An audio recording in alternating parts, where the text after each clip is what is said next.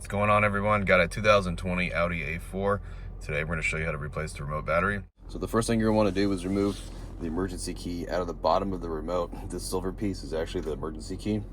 Now if we look on the left and right side of this, these are actually buttons that we're going to push. We're going to push them together. We're going to squeeze them together like this, and then we can pull the emergency key right out, okay? Now the battery is actually held in with a holder, and to pull the holder out, we're going to squeeze the buttons. The buttons are still here.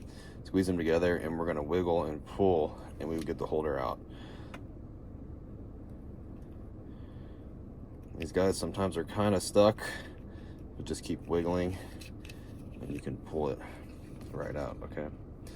I'll take this and I'll get a new battery, and I'll show you what size we're working with. We are working with a CR 2032, and notice the positive sign. It's going to be facing down in the holder, okay?